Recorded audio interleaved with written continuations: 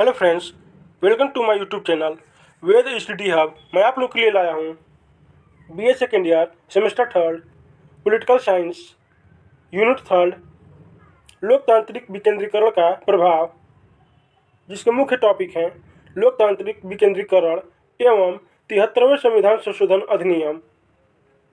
दूसरा टॉपिक है 74वें संविधान संशोधन अधिनियम या नगरीय स्थानीय स्वशासन। तीसरा और अंतिम टॉपिक है स्थानीय स्वशासन। टॉपिक है लोकतांत्रिक विकेंद्रीकरण। लोकतांत्रिक विकेंद्रीकरण का अर्थ है कि शासन सत्ता को एक स्थान पर केंद्रित करने के बजाय उसे स्थानीय स्तरों पर विभाजित किया जाए। दूसरा है स्वतंत्रता के पश्चात पंचायती राज की स्थापना। लोकतांत्रिक विकेंद्रीकरण की अवधारणा को साकार करने के लिए उठाए गए महत्वपूर्ण कदमों में से एक थी। वर्ष 1993 में संविधान के 73वें संशोधन द्वारा पंचायती राज व्यवस्था को संवैधानिक मान्यता मिली थी।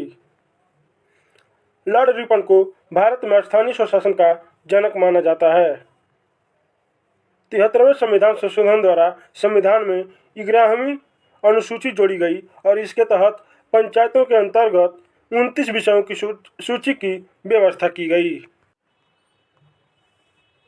टॉपिक है 74वें संविधान संशोधन अधिनियम की विशेषताएं या नगरीय स्थानीय स्वशासन की विशेषता, जिसके अंतर्गत भारतीय संविधान में 74वें संविधान संशोधन अधिनियम 1992 द्वारा नगर पालिकाओं को संवैधानिक दर्जा दिया गया।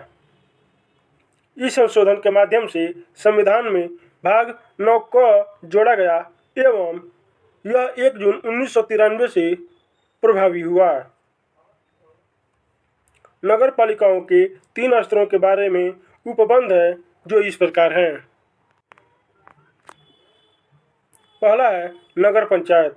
ऐसे संक्रमणशील क्षेत्रों में गठित की जाती है जो गांवों से शहरों में परिवर्तित हो रहे हैं।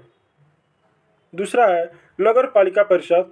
छोटे शहरों अथवा लघु नगरीय क्षेत्रों में गठित किया जाता है।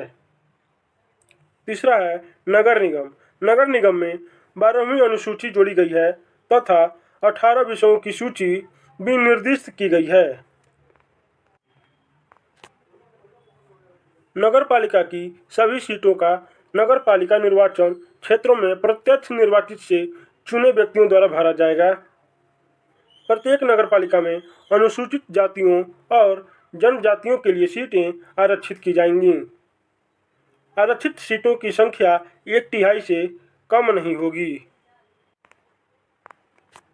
टॉपिक है स्थानीय स्वशासन।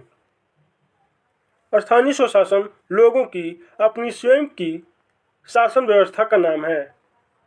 दूसरे शब्दों में स्वशासन गांव के समुचित प्रबंधन में समुदाय की भागीदारी है। यदि हम इतिहास को पलट कर देखें तो प्राचीन काल में भी स्थानीय स्वशासन विद्यमान था। सर्वप्रथम कुटुंब से कुनबे बने और कुनबे से समूह, और ये समूह ही बाद में ग्राम कहलाए। गांव का संपूर्ण प्रबंधन तथा व्यवस्था इन्हीं नियमों के अनुसार होती है। जिनकी अपनी एक न्याय व्यवस्था रही है, वे ही अपने विकास की दिशा तय करें। आज की हमारे कई गांव में परंपरागत रूप में स्थानीय स्वशासन की न्याय व्यवस्था विद्यमान है। आप मेरे टेलीग्राम चैनल से आप सभी परीक्षाओं के लिए इंपॉर्टेंट नोट्स डाउनलोड कर सकते हैं या प्राप्त कर सकते हैं। लिंक है वेद स्टडी हब।